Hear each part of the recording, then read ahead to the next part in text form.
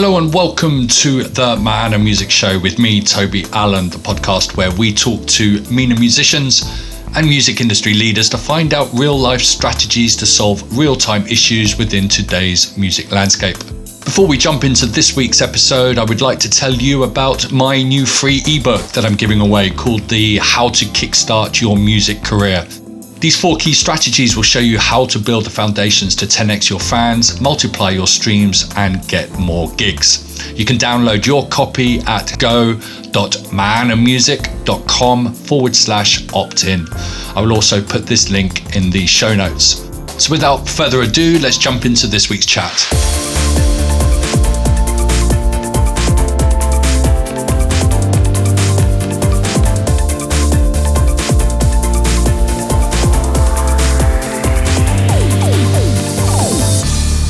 Good afternoon and welcome to another Mana Music Show. This week I'm really excited to have an awesome Arab female singer joining us all the way from outside the region over in London, Intibint. How are you? Noha, what should we call you? Intibint? Noha? Inti is like a nice little short nickname for my artist name, so Fantastic. You can go with that. So welcome to the show. Hope you're all well over there. So let's just get going to let you explain who you are, where you're from, and what you do. Cool. So I'm a Yemeni artist. I live in London. I was born in London. I'm a singer, songwriter, and producer, and illustrator as well. So I do like visual illustrations, and that's it. I'm currently working on music and looking forward to releasing my debut EP. So yeah, that's it really. Let's start right at the beginning. So brought up in London with both Yemeni parents?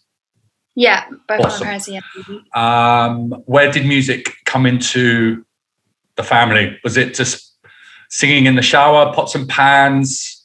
How young? School orchestras? Where did it all start for you?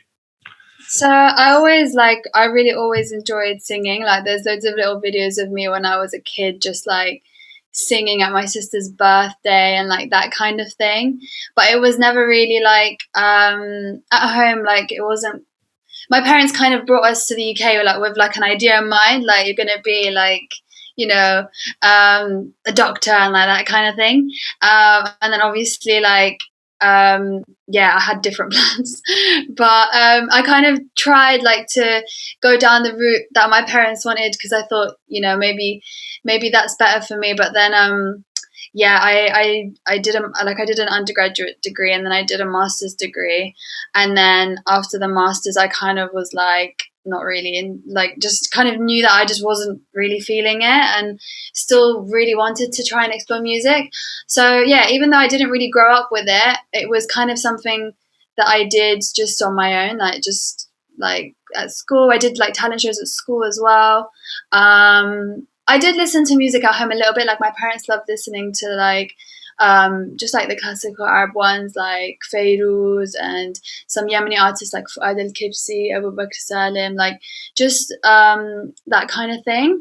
And it was more for us, like at home music was more like either listening to it like for fun, or it was more like when there was a wedding coming up, then we would be listening to a lot of music during those kind of times. But it's not really like I didn't really have like a traditional kind of music background like a lot of artists do, where they'll kind of grow up jamming with people, that kind of thing. It wasn't really that. So yeah, that's kind of my journey with music. And then it was only after I graduated where then I was like, okay, let me actually give this a go myself. And then I downloaded Logic and then just started playing around. We'll get to Logic or Ableton later. Were you ever influenced by your Yemeni roots? Or was it primarily Western when you were listening to the radio, or music in the family, as you said? So your parents listened to the classical Arab stuff. Did you feel attached to the Arab world, the Arab music culture, or was you more leaning towards you're a Yemeni, daughter of Yemeni parents, but she was drawn to Western music? Be interesting to understand that cultural maybe indifference, where do you lean towards as you're growing up? I feel like I'm kind of a mixture of both, because I feel like that's actually something that like a lot of people, like a lot of diaspora will have that. Like at the beginning, you don't really think about it too much, and then as you grow up in a Western country, as like a child of like from as a child of like conservative parents, you do end up going through that phase where you're just like not really sure like which side. But for me, it was more always about trying to like find like a balance or like a merging of the two rather than just picking one. And the same with music, like I'm always trying to find ways to like bring both together, not just like in the sound but even in like the songwriting, like just in all of it, because that's really what my experience has been. It's always just about like trying to make them both work together, because I feel like there's aspects I like and dislike in both, so I'm like trying to just find like what works, rather than be like, okay, I want to kind of stick to one side. And like I know people who prefer to kind of just take one path because that's what works for them, but it just really never worked for me that way. So yeah. Awesome. What do you find yourself writing about? Boys, girls, politics, women's empowerment? What are the things that matter to you? I kind of write about I think like most people, I'll write about sort of what like was really resonating with me in the moment. Like what I've released some music about. One of my first single was about love, and then I released 2 songs which were more about sort of my relationship with my country and like what's going on there. So those are my 2 songs, Noise and In My Dreams. And then now I'm working more on an EP which is about my whole experience, basically falling in love and being in a relationship with a non-Arab, which was kind of something that I've kind of grown up knowing is not allowed.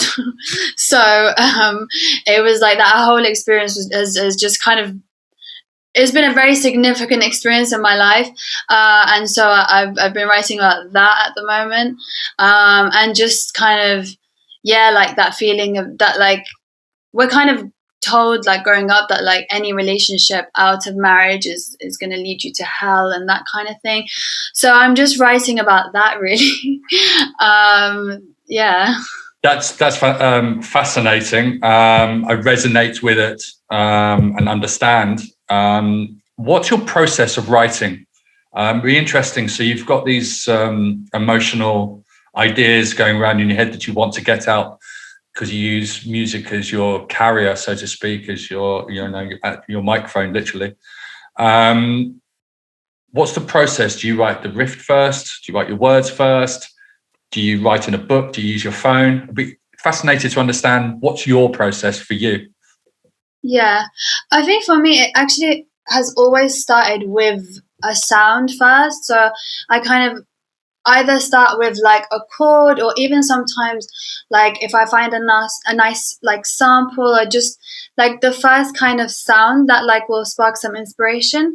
And then once I get that, then I kind of just let myself just see what comes next. You know what I mean? Like if I've already written about like with the whole EP, for example, I actually started off writing I like wrote the first song that comes on the EP first, and then it just kind of went on from there. I didn't actually plan to write it about this whole experience.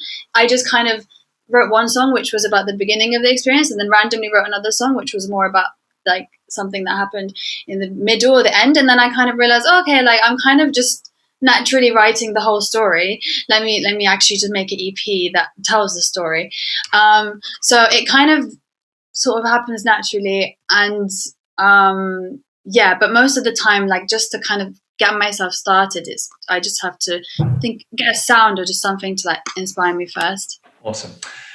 So what is the end goal for you from making your music? I suppose there's short-term and long-term here. Like immediately there, I'm thinking of the EP, but then as a musician, how do you define success for you? That's a really, I think every artist needs to ask themselves that question because it's a very important thing. I really try to tell myself that success is just, doing what I love, and that's really what success is. But obviously there's also the other part of me that's like, I really want to go on tour and like perform and do all of the great stuff. And like, yeah, I think the next step, get an EP out, and then I really want to do an album, and I really want to perform. That's really the main aim. But I try and tell myself that success is just doing music and what I love, so that because that is really like the main thing, and I want to like try and stay grounded and that kind of thing. Awesome. So now, what are the challenges that you are facing? Again, these are all subjective, I understand. Mm-hmm. But for you, what are the challenges that you're encountering as a artist? And I don't want to go down the road of gender specific, or just as a musician, what are your challenges that you find that you need to overcome on your day-to-day trying to be that successful artist? To be honest, at the moment, the main issue that I faced, honestly, at the beginning was, it has been very, I know you weren't asking me gender specific, but it has been a little bit difficult from that side of things. Just feeling very intimidated by kind of a very male dominated environment. I have, in a way though, like, that has ended up being a good thing, because that has been kind of the main motivation behind me learning to do production myself, because I ended up feeling a little bit like unable to kind of take control of the situation, and I really wanted to. And so I thought, well, if I just learn to do it myself, then I can have full control over what I'm making. So that was kind of the main challenge for me, is like feeling like I can be the one in control of like the artistic process. And now I feel like I've managed to deal with that, so that's good. Maybe a sensitive topic, but just wanted to touch base on it because if you've had any tools to respond to it. But did that process of feeling undermined maybe by a male-dominated industry in your eyes, which is probably very true at certain times, did that affect mental health? Or were you strong enough, do you feel, to have the tools to be, maybe from your upbringing, to go, no, I'm not enjoying this process, I'm going to take control of it, and this is what I need to do in order to rectify that situation? Yeah, it was very challenging. Like I did feel very helpless at times, and very like sort of questioning if I was going to be able to pursue this properly. But I think I'm very lucky in the sense that I have very, like, my partner's very supportive, and I have very supportive friends who've just told me to keep going. And really, like, that's the best thing, because I think that actually any artist, if I could give anyone any advice, I would be like, if someone won't do something for you, or if you feel like you can't do something, then like learn to do it, because that will give you like the power, like to be the one in control of anything. So I feel like, yeah, for me it was hard, but in a way, like, I'm happy that I managed to come out of that just kind of stronger. It seems like that you got your network, your net worth is your network around you, and the importance of having the team that have got your back. Would you say that's quite prevalent as a musician? Yeah, definitely. I think it's really important. I think I'm still growing, and I'm still like, trying to kind of find more musical support as a musician. But I think even if you don't necessarily have people who are kind of your like music team, even just like your personal like just people around you need to make sure that those people are constantly supporting you, even if they don't completely understand. I think that's the good thing, is that like I have friends who don't even do music. They're kind of doing the 9 to 5, like very traditional route, but they're still very understanding of like, this is my passion and this is what I want to pursue. And so they will be very supportive of that. And I think that's something that's really, really important, because I feel like for many artists, like if it's really hard to like keep going, especially when you're still an emerging artist. It's kind of hard to like keep that motivation. So it's really important to like make sure you have people around you who will support you when you can't support yourself. That's brilliant. Having foundations, I think, before even starting to think about being the PR guy, the marketing guy, the social media guy, the sales guy, the accounting as a musician. I think it's really important to have foundations so you can build your house on it or build your career on that. Moving on to marketing. How important is marketing to you, and how much of time, maybe monetary, if you want to go there, do you invest in marketing? That's I'd just like to touch base on that first. Yeah, I think that's it's very important. I think that's kind of the, like, is basically like 40% of the thing. Like, you kind of need to be doing a lot of marketing work if you want to get anywhere as an artist. And I think that, for me, that's been a really, really big part of what I do, just because I really want to put myself out there. And the good thing is nowadays, actually, there's so much more like that you can do yourself as well. And not just do yourself, but there's so much more, is even more accessible to find people to help you.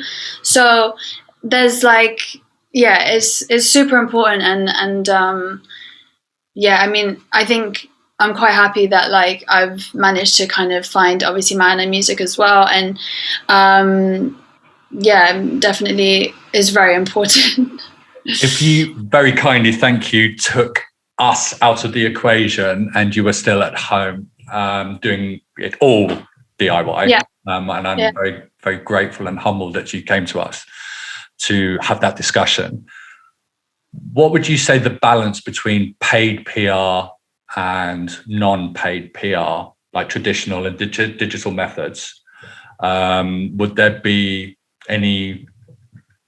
Would you still invest in paid ads, your social media ads, or would you rely purely on the social media algorithms to help you with getting your music in front of more eyes and more ears?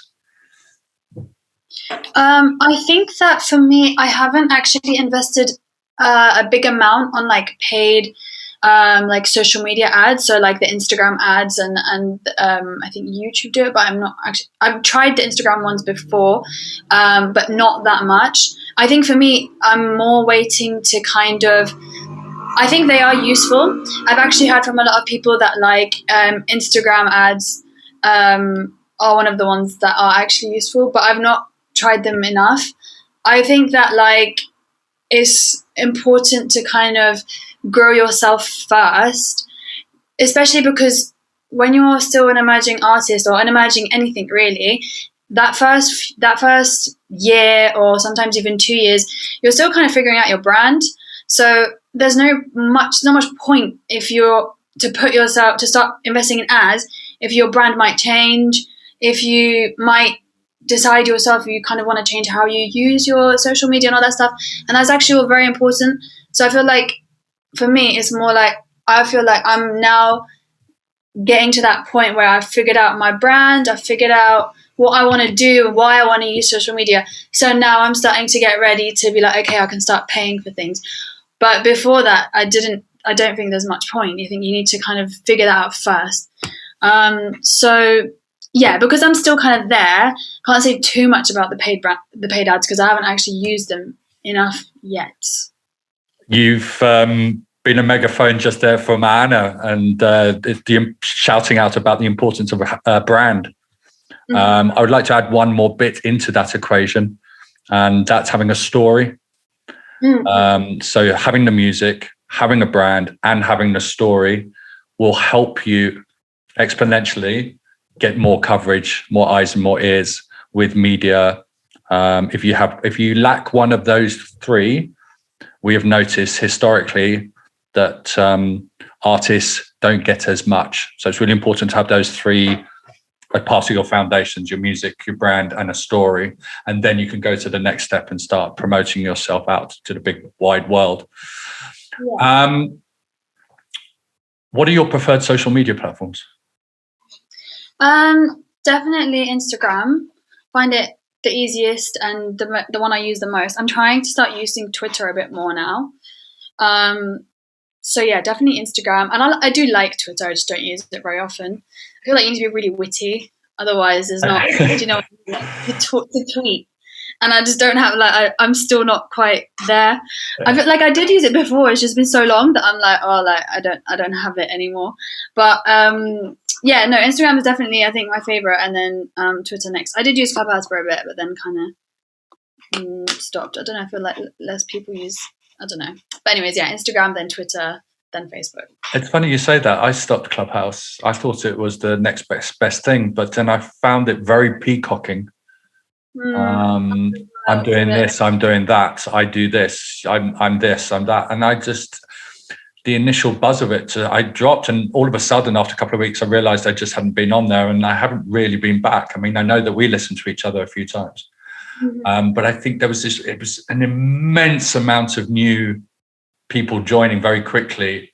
And I couldn't find anyone really, or the topics that I was listening to in the first place. So I pulled out of there. I'm interested to know why Twitter, and how did you find that? Do you think that connects with your fans? Because I presume you're going to where your fans are. Yeah. Well, Instagram is my favorite, and then Twitter was only second. I find I like Instagram because that's where I'm able to connect with people who I feel connected with my work the most. I like Twitter second because I feel like Twitter's a really good place to kind of find,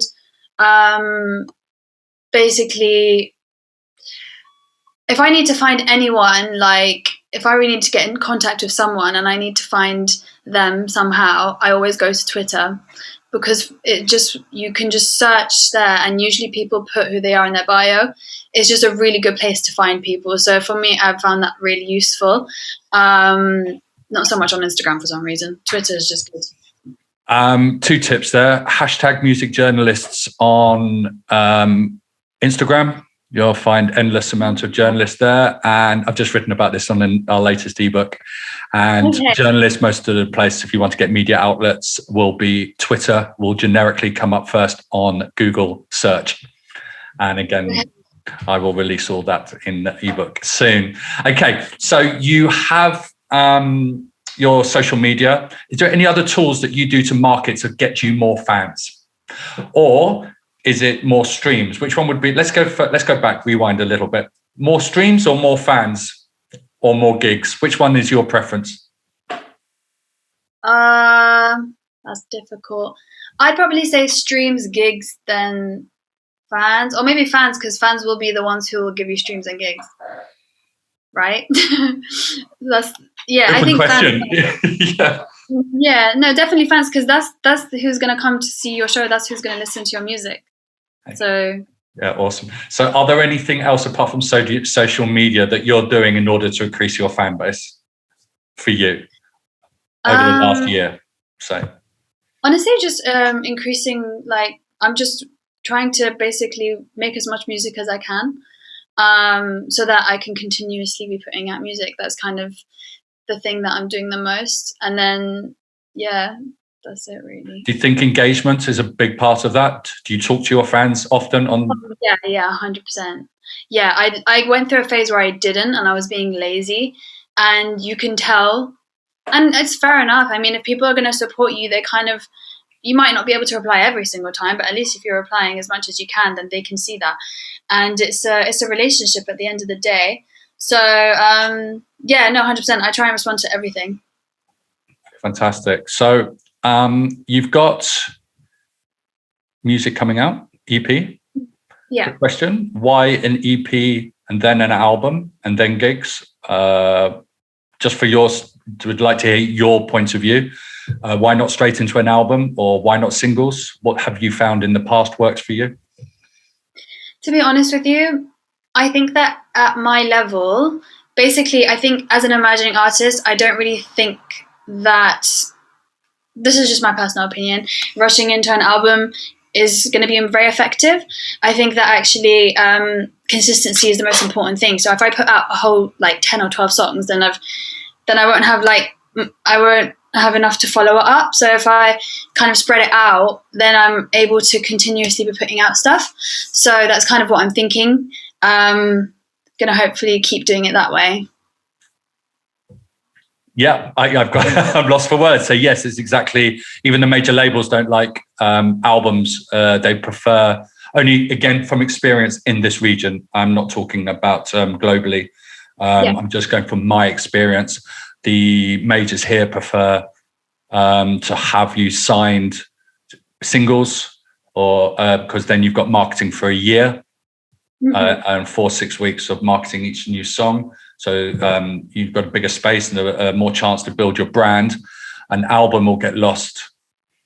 Yeah. I mean, when you've got 60,000 tracks being released a day on Spotify or around the world on other DSPs, an album can get very lost very quickly if it's not PR'd right. And there's many, many musicians out there. So I think your thinking at the moment is very good. And it was just interesting to hear what you had to say on that, your thoughts. So would you like to explain to us, talking about new music, this lovely EP, what's the story behind it? What's it called? Tell us a little bit more. Yeah, so the EP is basically called What Are You Willing to Do? It's a bit of a long one. It's basically, it's kind of just like about my experience with meeting somebody who was not an Arab or a Muslim, and kind of the whole journey of like trying to navigate that situation, especially coming from a family who's very conservative and had kind of already had plans for me to marry a Yemeni. And that whole experience is kind of is very common for, like, actually I've got even a lot of friends who are in like who end up being in such relationships, and you have to like hide them, you have to be very secretive about it.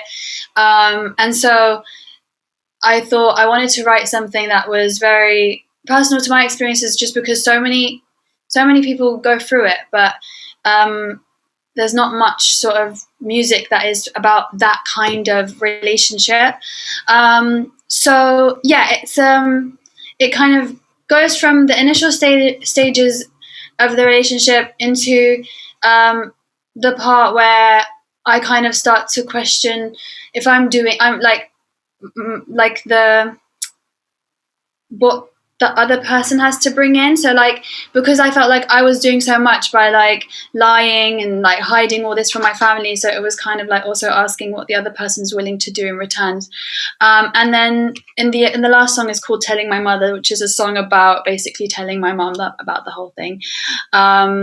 So yeah, it was a very personal kind of project, but I was really keen to make it, and I hope people like it. I'm sure they will. What 3 tips would you give to emerging artists from your experience in order to help them scale their music career? Okay, the first thing that came to my head was don't overthink it. I think that especially with music, I have so many music friends who will just overthink a song so much, and I'm just like, just put it out. Like, it's not, like, the sad part is the likelihood of it being like a hit single is very slim. So you might as well just get it out and, like, you know, or not get it out, put it on the side, make the next one, and then just start releasing music. Like, there's no point overthinking it at your stage. You can overthink later when, you know what I mean. So definitely don't overthink it. Don't rush either. Like, if you've made a song, maybe wait until you've made like 5 songs before you start releasing the first one, because then you'll have time to release to keep being consistent. So don't, and even if it's not about consistency, sometimes don't rush, because like you never know, like sometimes you might be rushing for the wrong reasons, and sometimes like you might actually realize that that song can go with an EP, or like that song can go with this video or whatever. Like sometimes, you know, just not rushing is good. And then the third would probably just be don't give up, because I think that as an emerging artist you probably come across so many situations where you're just like, I can't do this anymore, so just keep going and it should be fine. Amazing, thank you so much for those. Where can people find you, Noha or Inti or Intibint? Social media handles, music handles? Yeah, so it's all Intibint, INTIBINT, on Instagram, Twitter, Facebook, and Spotify, and YouTube, and Anrami. All of those. That's it. Awesome. Inti, thank you very much for your time. Thank you so much. It's been great. That's all for today's episode of the Man and Music Show. Thank you for listening, and I hope you got a lot of valuable information from it. If you liked this episode, then please make sure you subscribe to the show on iTunes, and if you could leave a review, it really helps with the growth of the podcast. Lastly, if you're a musician or music producer and want to join the region's thriving online music community and learning hub, then head on over to our Lab Musica Facebook page. Until next time, take care, keep safe.